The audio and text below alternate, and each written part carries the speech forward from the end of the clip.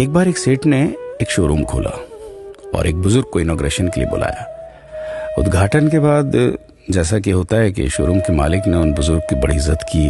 बड़ी इज्जत अफजाई करने के बाद उनको बताया कि देखिए, यहाँ पे 21,000 चीज़ें हैं इस शोरूम में बेचने के लिए। इसमें से आपको जो भी चाहिए, जितनी चाहिए, आप ले लीजिए। बुजुर्ग हंसे और बोले कि इनमें से एक भी चीज़ मुझे जीने के लिए ज़रूरी नहीं लगती। मुझे तो इस बात का ताज्जुब होता है, आश्चर्य होता है कि इंसान इन सभी गैर ज़रूरी चीज़ों का इस्तेमाल करता कहाँ है। अब देखिए, एयर फ्रेशनर के बिना किसकी सांस रुक गई? फेस वॉश का इस्तेमाल नहीं किया तो कौन काला हो गया? होम थिएटर लाकर कितने लोग कलाकार बन गए? कंडीशनर से किसके बाल मुलायम और काले हुए हैं? अरे, जो डाइनिंग टेबल यूज करते हैं, क्या उनके घुटने नहीं दुखते? थोड़ा दिमाग पर जोर डालकर याद कीजिए कि हैंड वॉश के बिना आपके किस दादा के पेट में कीड़े हो गए थे। अगर हम डीओ मारकर निकलते हैं तो क्या लोग हमें सूंघने आते हैं? एक्चुअल में तो हम सभी इस प्रकृति को चुनौती दे रहे हैं, वरना बुगला जो होता है वो शैम्पू से नहाता है क्या? मोर अपने रंगों को संवारने या बचाने के लिए कौन सा कंडीशनर या फेस वॉश इस्तेमाल करता है? कभी किसी बिल्ली को मोतियाबिंद होता देखा है? किसी खरगोश के बाल कभी गिरते हुए या सफेद होते हुए देखे हैं?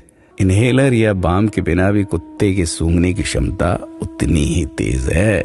मधुमक्खी का शुगर लेवल बिना दवाई के भी कंट्रोल में ही है। अलार्म के बिना भी मुर्गा रोज उठकर बांग देता है।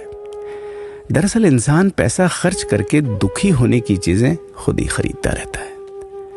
नेट बंद तो दुखी, लाइट जाए तो दुखी, मोबाइल का चार्जर खराब तो दुखी, केबल टीवी कट जाए तो दुखी, मच्छर मारने की दवाई ना मिले तो दुखी, महिलाओं को मेकअप ना मिले तो दुखी, मैचिंग कपड़े नहीं मिले तो दुखी। आजकल इंसान 10 मिनट में 20 तरह से दुखी और परेशान रहता है।